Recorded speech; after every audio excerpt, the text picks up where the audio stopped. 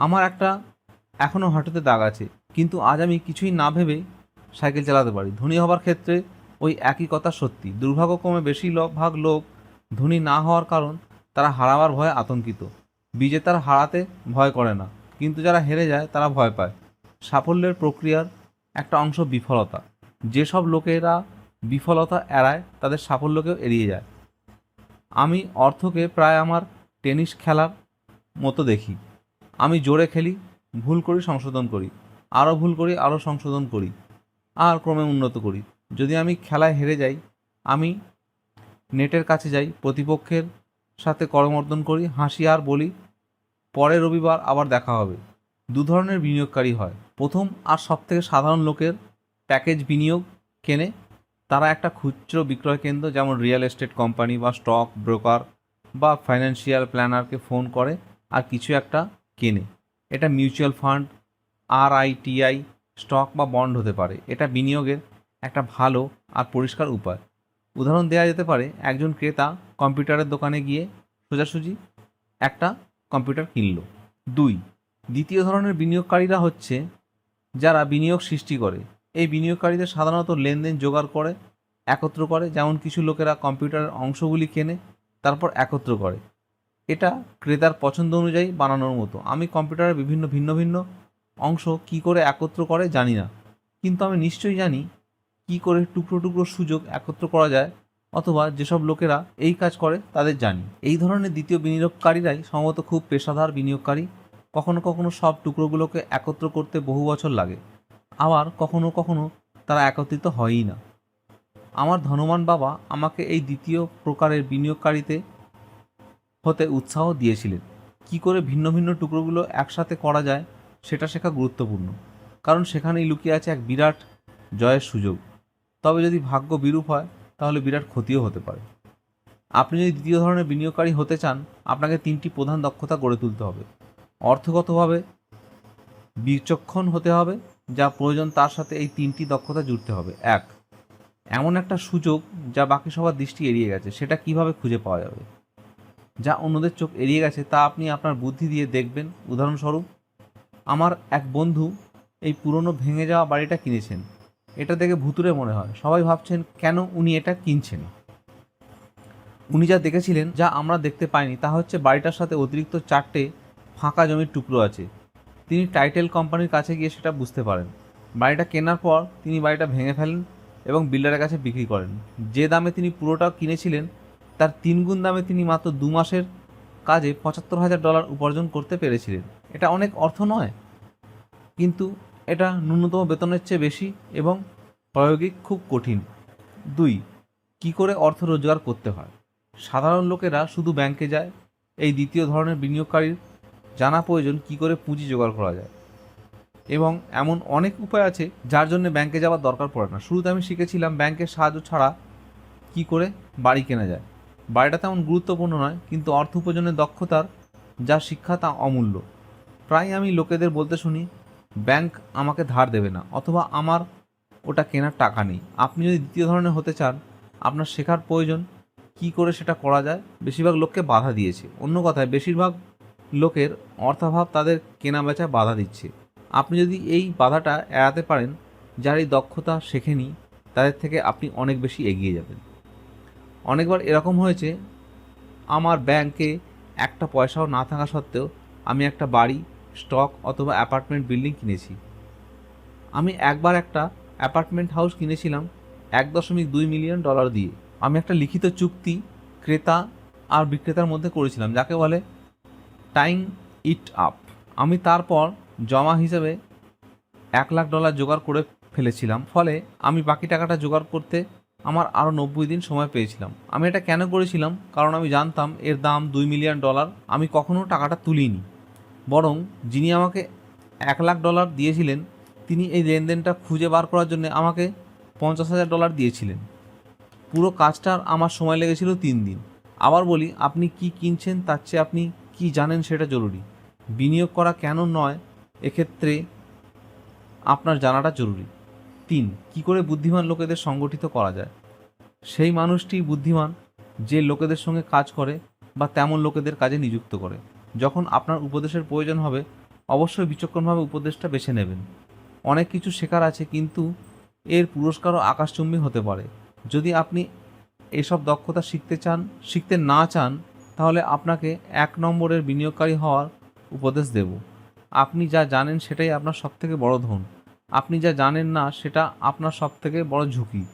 ঝুঁকি সবসময় আছে, কাজে ঝুঁকি এড়িয়ে না গিয়ে তা মোকাবিলা করার চেষ্টা করুন।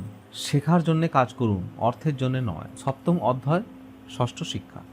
শেখার জন্যে কাজ করুন, অর্থের জন্যে নয়।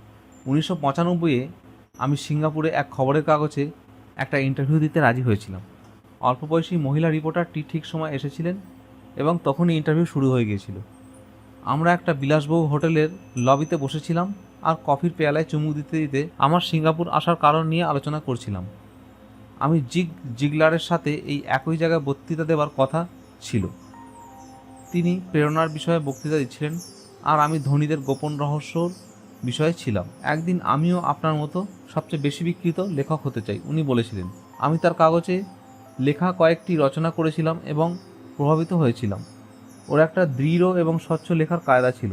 তার লেখাগুলো পাঠকের উৎসাহ ধরে রাখতে পারত। আপনার লেখার কায়দাও দারুণ, আমি উত্তরে বললাম। আপনার সব বাস্তবায়িত করতে আপনাকে কে বাধা দিচ্ছে? আমার কাজ মনে হয় কোথাও পৌঁছায় না, উনি ধীরে ধীরে বললেন। সবাই বলে আমার উপন্যাসগুলো দারুণ, কিন্তু কিছু হয় না। আমি তাই কাগজের সাথে চাকরিটা করে চলেছি। অন্ততপক্ষে এটা আমার বিল ভরতে সাহায্য করে। আপনি কিছু পরামর্শ দেবেন? হ্যাঁ, বলছি, আমি উৎসাহিত হয়ে বললাম। আমার এক বন্ধু সিঙ্গাপুরে একটা স্কুল চালান। ওই স্কুলের লোকেদের বিক্রি করতে শেখায়। তিনি সিঙ্গাপুরের অনেক বড় কর্পোরেশনের জন্য বিক্রিতে প্রশিক্ষণের কোর্স চালান। আর আমার মনে হয় তার কোনো একটা কোর্সে ভর্তি হলে আপনার কেরিয়ার খুব ভালোভাবে তৈরি হবে। তিনি একটু অস্বস্তি বোধ করছিলেন। আপনি কি বলছেন? আমি বিক্রি করা শেখার জন্যে আবার স্কুলে যাব? আমি মাথা নাড়লাম। আপনি সত্যি এটা মনে করেছেন? আমি আবার মাথা নাড়লাম। এতে ভুল কোথায়? এবার আমি একটু পিছিয়ে গেলাম। উনি কোনো কারণে বিরক্ত হয়েছেন আর আমার মনে হচ্ছে আমি কিছু না বললেই পারতাম। আমি ওকে সাহায্য করতে গিয়েছিলাম, কখন দেখছি আমি নিজেই নিজের বক্তব্যকে বাঁচানোর চেষ্টা করছি। আমি ইংরেজি সাহিত্যের মাস্টার ডিগ্রি আছে। বিক্রেতার কাজ শিখতে আমি স্কুলে যাব কেন? আমি একজন পেশাদার। আমি স্কুলে একটি পেশায় প্রশিক্ষণ নেওয়ার জন্য গিয়েছিলাম, বিক্রেতা হতে চাইনি। আমি সেলসের লোকেদের ঘৃণা করি, তারা শুধু অর্থ চায়। তাহলে বলুন, আমি বিক্রি করা শিখব কেন? তিনি জোরে জোরে তার ব্যাগটা গুছিয়ে নিচ্ছিলেন। ইন্টারভিউ শেষ। কফি টেবিলের উপর আমার আগে লেখা একটি সবচেয়ে বেশি বিক্রিত পড়েছিল। আমি ওটা তুলে নিলাম সাথে সাথে। ও লিগাল প্যাডে লেখা নোটগুলো। আপনি কি এটা দেখতে পাচ্ছেন? আমি তার নোটগুলো দেখিয়ে জিজ্ঞাসা করলাম। তিনি নোটগুলো দেখে একটু বিভ্রান্ত হলেন আর বললেন, কি? আবার আমি ইচ্ছা করেই তার নোটের দিকে ইঙ্গিত করলাম। তার প্যাডে উনি লিখেছেন রবার্ট কিওসাকি, সবচেয়ে বেশি বিক্রিত লেখক। এটাতে লেখা আছে সবথেকে বেশি বিক্রিত লেখক, সবথেকে ভালো লেখক নয়। ওর চোখ তখনই বড় বড় হয়ে গেল। আমি একজন অতি বাজে লেখক, আপনি একজন মহান লেখিকা। আমি সেলস স্কুলে গেছি, আপনার মাস্টার ডিগ্রি আছে। এগুলোকে একসাথে করুন আর আপনি একজন সবথেকে ভালো লেখক পেয়ে যাবেন। তার চোখ রাগে জ্বলে উঠল। আমি কোনোদিনও বিক্রি করতে শেখার জন্যে অত নিচু হতে পারবো না। আপনাদের মতন লোকেদের লেখার কোনো অধিকার নেই। আমি একজন পেশাগত শিক্ষাপ্রাপ্ত লেখিকা আর আপনি একজন বিক্রেতা। এটা ঠিক নয়। তার বাকি নোটগুলো তিনি সরিয়ে রাখলেন আর বিরাট কাঁচের দরজা ঠেলে সিঙ্গাপুরের আর্দ্র সকালে বেরিয়ে গেলেন। যদিও পরের দিন সকালে তিনি আমার পক্ষেই সুন্দর লেখা লিখেছিলেন। এই পৃথিবী বুদ্ধিমান, প্রতিভাবান, শিক্ষিত আর সহজাত মানুষে পূর্ণ। আমরা তাদের প্রতিদিন দেখি, তারা আমাদের চারিপাশে আছে। কয়েকদিন আগে আমার গাড়িটা ভালো চলছিল না। আমি একটা গ্যারেজে দাঁড়িয়ে ছিলাম। একটা অল্পবয়সী মিস্ত্রি সেটা নিমেষেই ঠিক করে দিয়েছিল। সে শুধু ইঞ্জিনের আওয়াজ শুনেই গোলমাল কোথায় তা বুঝতে পেরেছিল। আমি আশ্চর্য হয়ে গিয়েছিলাম। দুঃখের কথা হলো, প্রতিভাই যথেষ্ট নয়। স্বল্প প্রতিভার লোকেদের উপার্জন করতে দেখে আমি সবচেয়ে বিস্মিত হয়ে যাই। আমি কদিন আগেই শুনেছিলাম 5% চেয়ে কম আমেরিকানরা বছরে $1,00,000 চেয়ে বেশি রোজগার করে। আমি বেশ কিছু উজ্জ্বল উচ্চশিক্ষিত লোকেদের জানি যারা বছরে $20,000 চেয়ে কম রোজগার করেন।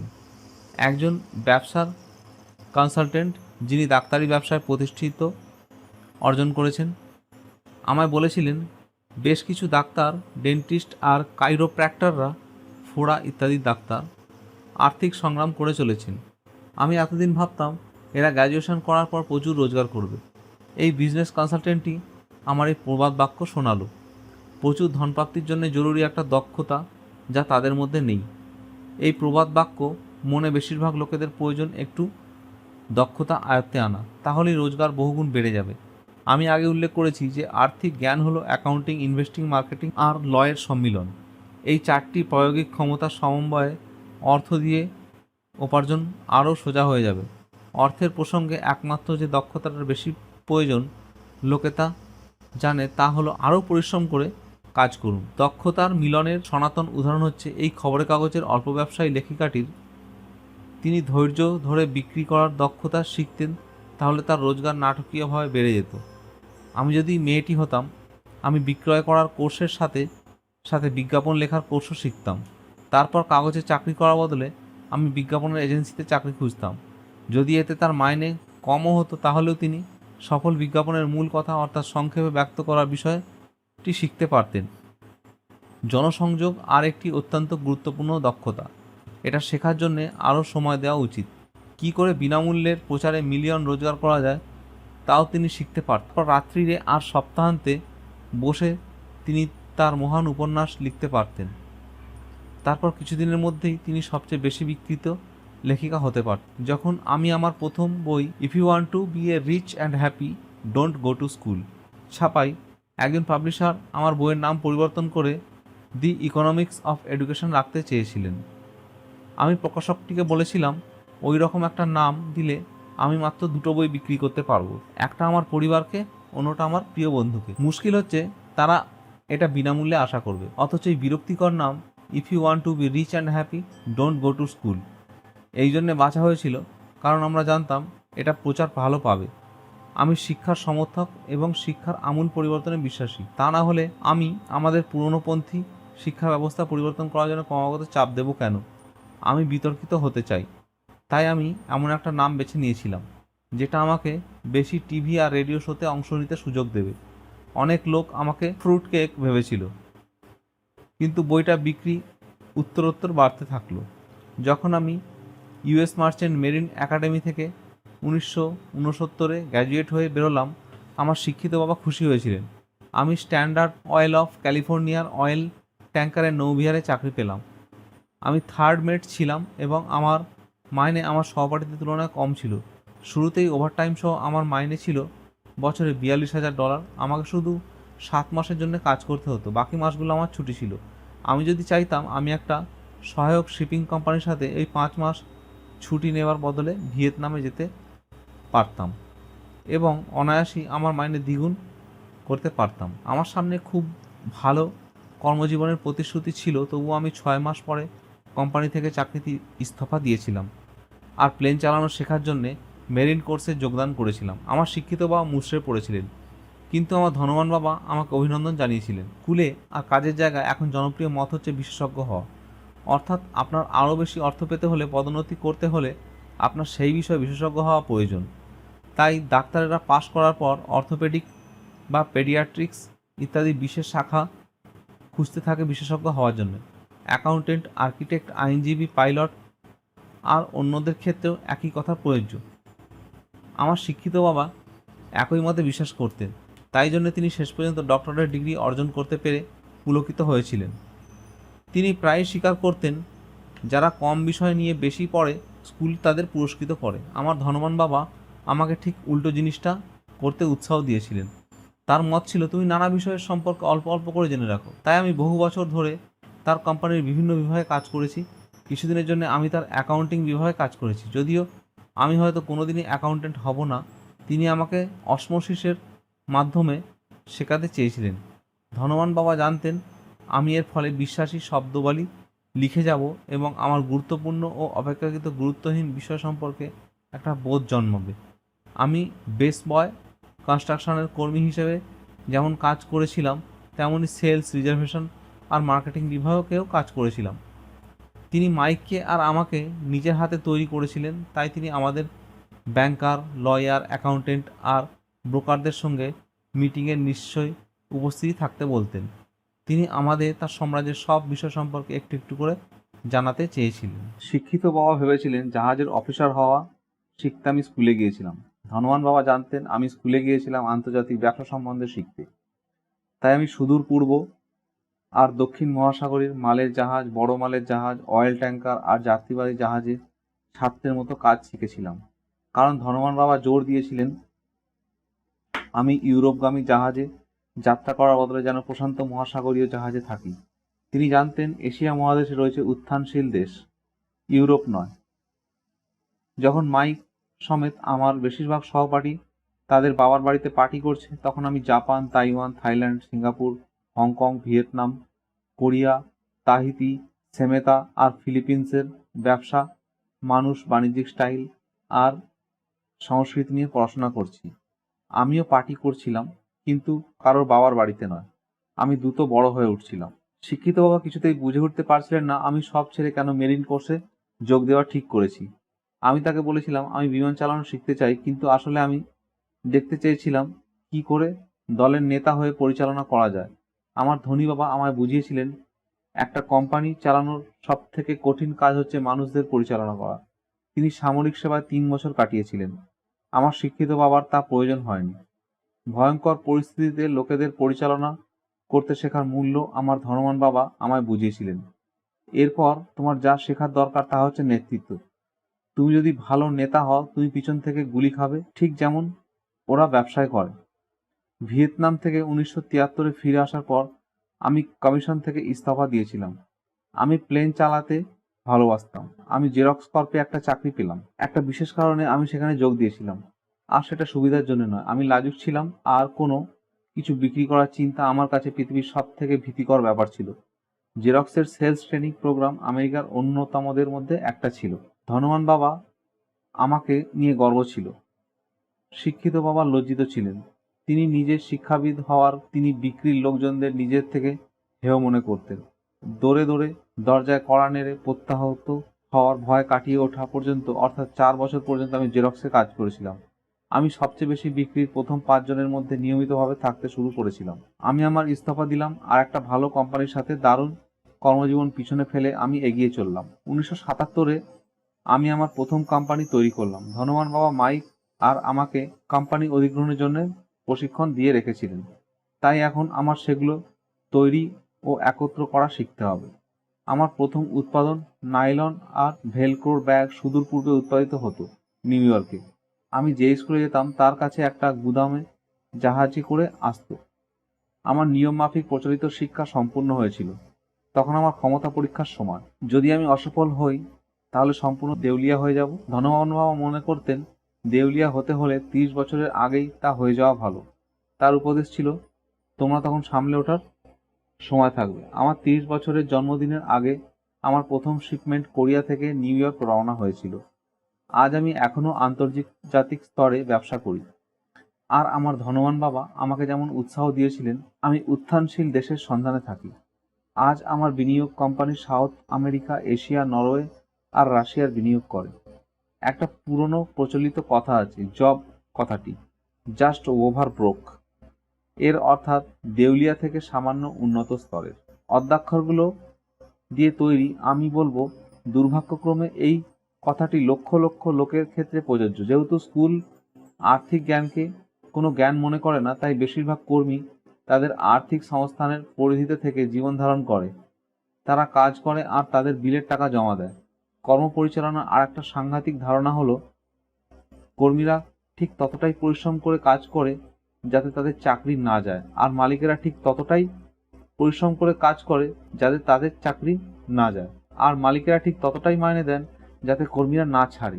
আর আপনি যদি বেশিরভাগ কোম্পানির বেতনের স্কেলের দিকে তাকিয়ে দেখেন, তাহলে আমি বলবো এই বক্তব্য কিছু সত্যতা আছে বইকি। শেষ পর্যন্ত মোট পরিমাণ হলো বেশিরভাগ কর্মীরা এখনো এগোতে পারে না। তাদের যা শেখানো হয়েছে তারা তাই করে, অর্থাৎ একটা নিরাপদ চাকরি নেয়। বেশিরভাগ লোক বেতন এবং সুবিধার জন্য কাজে মনোনিবেশ করে। এগুলো তাদের সাময়িকভাবে পুরস্কৃত করে, কিন্তু দীর্ঘদিন পরে প্রায় এগুলি ক্ষতিকারক হয়ে থাকে। এর পরিবর্তে আমি অল্প বয়সীদের এমন কাজ খুঁজতে বলবো যাতে তারা রোজগারের পরিমাণ না দেখে কিছু শিখতে পারে। বিশেষ কোনো পেশা বেছে নেওয়ার আগে এবং ইঁদুর দৌড়ে ধরা পড়ার আগে তাদের শেখা উচিত তারা কিসে দক্ষ হতে চায়। লোকে সারাটা জীবন বিল দেবার ফাঁদে ধরা পড়লে তাদের ছোট ধাতব চাকার চারপাশে দৌড়ে বেড়ানো হ্যামস্টারের মতন হয়ে যায়। তাদের ছোট্ট পা চক্রাকারে সাংঘাতিকভাবে ঘুরছে, চাকাটাও ঘুরছে সাংঘাতিকভাবে। আবার কাল সকাল হোক, আর তারা তখনই সেই খাঁচায় বন্দি, চাকরির খাঁচায়। টম ক্রুজ অভিনীত জেরি ম্যাগুয়ার সিনেমাতে ভারী সুন্দর কয়েকটি পংক্তি আছে। সবচেয়ে স্মরণীয় বোধহয় টাকা কোথায়। এছাড়াও আরেকটি পংক্তি আছে যেটা আমার মনে হয় খুব সত্যি। একটি দৃশ্যে টম ক্রুজ কারখানা ছেড়ে যাচ্ছে, তার তখনই চাকরি গেছে, আর সে পুরো কোম্পানিকে জিজ্ঞেস করছে, আমার সাথে কেউ আসতে চাও? সম্পূর্ণ পরিবেশটা নিস্তব্ধ আর জমাট। শুধু একজন মহিলা বলে ওঠে, আমি আসতাম, কিন্তু আমার 3 মাসের একটা প্রমোশন পাওনা আছে। এই বক্তব্যটাই বোধহয় পুরো সিনেমাটাতে সবচেয়ে বেশি বাস্তবিক বক্তব্য।